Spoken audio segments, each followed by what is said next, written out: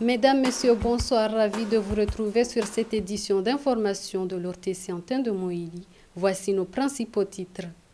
Après la cérémonie d'information tenue à la mairie de Fomboni le 27 juillet, les élus de la commune de Mamoudzou et le maire de Fomboni viennent de procéder à la signature d'accords de jumelage entre leurs villes respectives ce vendredi 29 juillet à la mairie de Fomboni.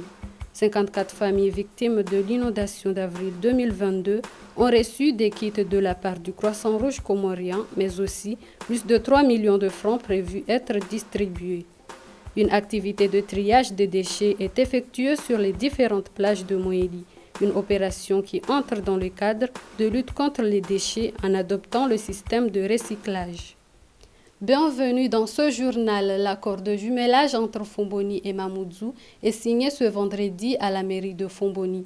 Une signature qui va bien évidemment contribuer au développement de ces deux communes à travers divers projets de développement. Et ceci après une cérémonie de partage d'idées entre les autorités communales. Reportage de Zoubeda Ndjilan et Tchan Mohamed Delamine.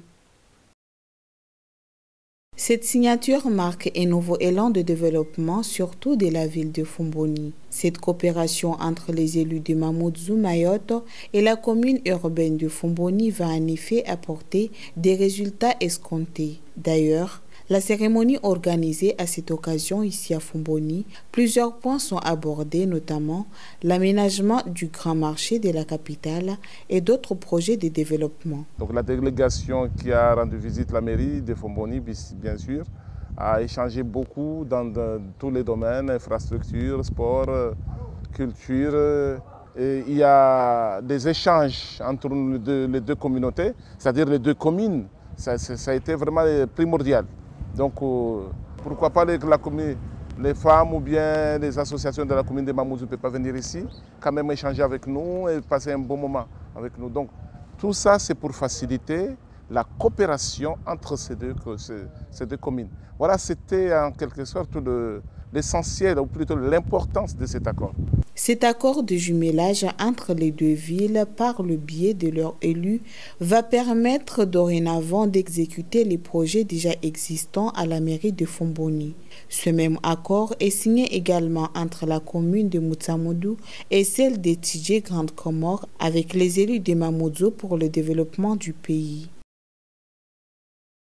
Une cérémonie de passation de service entre la nouvelle déléguée chargée de l'éducation nationale, Raihanati Halidi, et Amoudou Nasui, chargé actuellement du développement durable, est tenue ce mercredi. Un événement qui a mobilisé plusieurs autorités de l'île. Zaharia Madi Kassim pour plus de détails. Cette passation entre Raihanati Halidi, nouvellement nommé délégué chargé de l'éducation et de l'insertion professionnelle, en remplaçant M. Amoudi Nasui, a regroupé les autorités insulaires de l'île, les agents de la coordination, les maires pour ne citer que ceux-là. Au cours de cette cérémonie, elle n'a pas manqué de montrer sa satisfaction pour une telle responsabilité et espère pouvoir répondre aux besoins de la population. Elle sollicite également l'accompagnement des acteurs éducatifs, surtout du corps enseignant, afin de développer l'enseignement. Je n'ai pas beaucoup de choses à exprimer que la grande joie qui se présente dans ma patrie en ce moment, donc que je ressens, je veux dire, en tant que femme politique, en tant que professeur, en tant qu'encadreur pédagogique. Donc, je veux exprimer ma joie envers les médias tout en souhaitant à d'autres femmes se voir dans ce genre de poste, donc à d'autres nominations, parce que nous devons être nombreuses dans les milieux politiques. Notons que cela fait 13 ans que Raihanati Halidi est dans le domaine de l'enseignement au niveau de Moïli. Cette dernière compte mettre le paquet pour promouvoir le secteur éducatif dans l'île à travers des résultats remarquables durant les examens nationaux. Autre volet de ce journal, une réunion d'échange entre un expert international et les responsables de la direction de la maison d'emploi a eu lieu à Moéli. L'objectif est de partager les difficultés auxquelles font face les entreprises de l'île de Moéli afin de trouver une solution pérenne qui va leur faciliter dans leur domaine. Écoutons Issouf Benantoy Bakar, directeur régional de l'emploi et du travail au niveau de Moéli. Ce projet a pour but de détecter les besoins des entreprises ici à Moélie et notamment aussi de savoir les capacités des employés et employeurs et aussi promouvoir le renforcement de leurs capacités. Donc c'est ça où le projet va s'appuyer. Cet expert est venu ici à Moélie. Premièrement, il a fait une visite de courtoisie à l'AMPI, avec le chef d'antenne de l'AMPI et aussi le directeur de la formation professionnelle et technique sur ce point-là. Et après ça, il est venu ici à la direction, il est venu ici au building, à la direction régionale du travail et de l'emploi et aussi à la maison de l'emploi Antenne. Et nous avons pu parler beaucoup de choses et d'ailleurs il nous a remerciés parce que la réunion et ce qu'on a parlé là, c'était vraiment fructueuse parce qu'on a su quand même montrer l'importance de ce projet, de cette étude de projet qui se base effectivement sur le besoin des entreprises, le renforcement des capacités des employés et des employeurs. Des kits d'aide viennent d'être distribués ce vendredi aux victimes de l'inondation d'avril dernier, octroyée par le Croissant-Rouge comorien. Cette aide va permettre aux 54 familles touchées par cette catastrophe de combler plus ou moins la perte de leurs biens.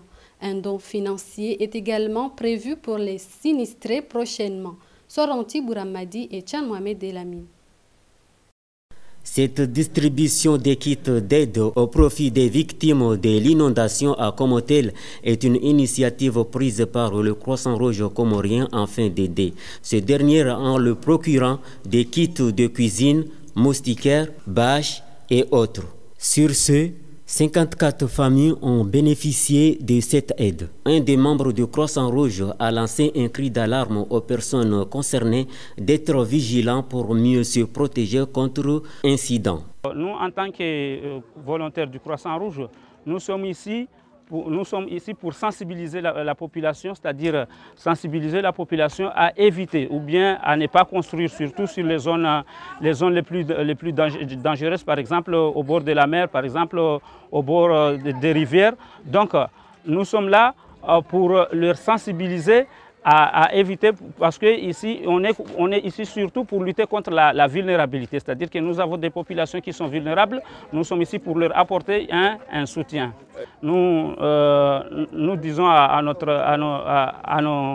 nos sinistrés, c'est-à-dire à nos bénéficiaires, qu'il y aura une aide financière qui leur sera donnée prochainement. Il sera mis dans leur compte Houri Money, là où tout le monde sera appelé pour prendre sa part. Notons que ce n'est pas seul à Komotel qu'une telle initiative se présentait, mais dans le quartier de Mousdalifa, Kanaleni, Massanzeni et Salamani. À savoir qu'un fonds financier est réservé aussi aux victimes afin de les aider à subvenir à leurs petits besoins, du moins pour un temps. Rappelons que ces personnes ont presque tout perdu durant la période pluvieuse du mois d'avril. Une campagne de sensibilisation en vue de lutter contre les agressions physiques et sexuelles s'est tenue ce samedi dans la commune de Mwambao, organisée par la Gendarmerie nationale en collaboration avec le service d'écoute. Elle consiste à conscientiser les habitants de la dite commune afin de lutter contre toutes sortes d'agressions dans l'île de Moélie. Suivons ce reportage. Faire d'une pierre deux coups, c'est la stratégie de la Gendarmerie nationale de Moélie, accompagnée par des responsables du service d'écoute ainsi que du genre. Les principaux messages véhiculés par ce dernier dans la commune de Mwambao, plus précisément dans les localités de Miringoni, Barakani, Hamba et Domoni, ne laissez pas la colère vous emporter jusqu'à commettre un crime. Une initiative qui vise à conscientiser les habitants de cette commune sur les conséquences de la criminalité et toute forme de violence. La présence de ces responsables est justifiée vu les actes barbares qui sont enregistrés ces 3 dernières années à Moélie. Des actes qui nuisent l'image de l'île. Face à cette problématique, l'implication de tout un chacun est sollicitée. On doit veiller sur nos enfants partout dans les villes et villages. Si un voisin signale un comportement anormal de ton enfant dans la rue, les parents doivent prendre au sérieux car la société peut également éduquer. Nos enfants ont dénigré l'image de notre île. Si on ne crée pas des comités villageois pour veiller à la sécurisation des citoyens, là ça sera grave car un étranger pourrait s'infiltrer dans vos villages et commettre des actes de barbares. Face à la réapparition des cas du Covid-19, mais également de cas importés du paludisme, la gendarmerie nationale sollicite la vigilance des Mohéliens. En termes de pourcentage, les agressions physiques, sexuelles, mais également la criminalité gagne de terrain à Mohéli, tenant compte des autres îles comoriennes. Une situation qui nécessite l'implication des responsables du pays pour la sécurité des citoyens. Page éducation après le concours d'entrée en 6e qui s'est déroulé ce jeudi 28 juillet dans l'ensemble du territoire ici à Mohéli, les enseignants ont déjà entamé la correction du dit concours. Dans cette école primaire publique de Mwangoma, toutes les dispositions sont prises pour mener à bien cette correction. Rappelons que contrairement aux années précédentes, chaque candidat doit avoir la moyenne de 10 pour être admis. Désormais, l'obtention du 6e est obligatoire pour pouvoir participer aux examens nationaux, notamment BEPC et BAC. Tous les correcteurs sont là, on a commencé le travail et nous veillons en tant que responsables que la correction se passe très bien.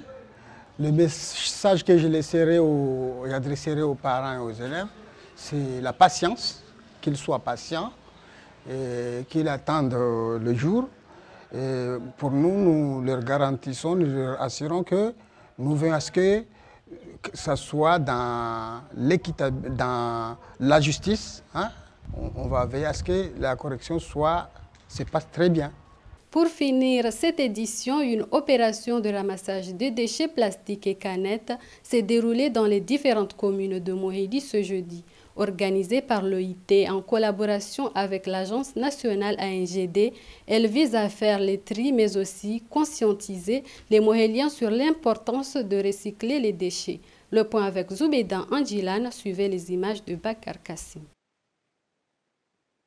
Faire le triage des déchets éparpillés sur les plages, en commençant par la plage de Djoizi, Bwangoma, Fumboni et autres, c'est le défi que l'OIC s'est fixé en collaboration avec le gouvernement de l'île autonome de Mohéli, patronné par le PNUD ainsi que le Parc national de Mohéli, mais également avec différentes associations de l'île. En collaboration avec l'Agence nationale de gestion des déchets de l'île autonome de Mohéli, ces derniers ont impliqué également les jeunes de bas âge dans ce combat de lutte contre l'éparpillement de déchets, précisément en plastique et en canettes. Alors ce projet aussi vise aussi à identifier ce qu'on appelle ou à mettre en place ce qu'on appelle des sous-centres qui vont se baser ou se localiser surtout dans les 3 régions que je viens de citer. Et ces sous-centres-là, c'est là où il va y avoir ce qu'on appelle le système de rachat.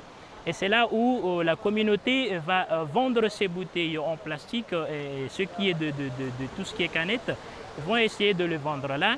Et il y a aussi le centre principal qui va être mis en place ici au niveau de Fumboni, dont les autres bouteilles, une fois qu'ils seront nettoyées et puis bien préparées, ils seront transportées ici pour être stockées dans le sous-centre et puis être vendues à l'extérieur.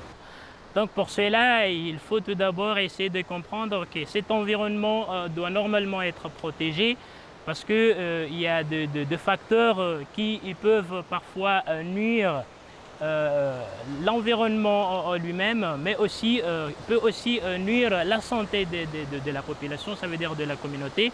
Alors nous sommes censés conserver cette nature et pour la conserver, alors il faudra quand même essayer d'empêcher de faire certaines choses, par exemple le fait de jeter des déchets partout, les couches par exemple, si je parle, il y a les chaussures, les sachets et tout ça. qu'on a tendance surtout à jeter, surtout dans les plages et puis dans des endroits dont il n'est pas normal aussi de jeter ces déchets-là. L'idée est de redonner vie à ces déchets qui constituent un danger pour l'environnement marin et terrestre. À défaut de manque d'un site de décharge, chaque lieu semble approprié pour se débarrasser de ces ordures ménagères ou autres. Donc maintenant, on a eu la chance d'avoir ce projet.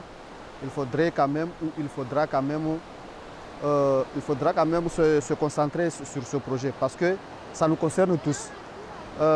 On voit cette plage n'était pas comme ça, bien sûr. Cette plage était propre malgré.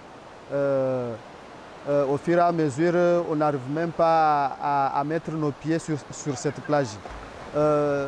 En regardant les lieux publics, on trouve des déchets partout. On trouve des déchets partout, quelle que soit la maison, au lieu public, notamment sur les plages. Donc ce qui fait que on a des maladies. Ça provoque des maladies. Ça provoque beaucoup de maladies que je ne peux pas citer ici. Nous sollicitons et nous sollicitons avoir ce site pour que ce processus passe très bien et que, Inch'Allah, s'améliore très vite. Étant une île touristique, Moélie a fortement besoin de telles activités au quotidien pour promouvoir le secteur touristique, mais aussi maintenir le classement de réserve de biosphère de l'UNESCO. Pour cela, ainsi des décharges et triage des déchets demeurent une priorité pour le bien-être des citoyens moéliens. Le rappel de titres avant de boucler ce journal. Après la cérémonie d'information tenue à la mairie de Fomboni le 27 juillet, les élus de la commune de Mamoudzou et le maire de Fomboni viennent de procéder à la signature d'accords de jumelage entre leurs villes respectives ce vendredi 29 juillet à la mairie de Fomboni.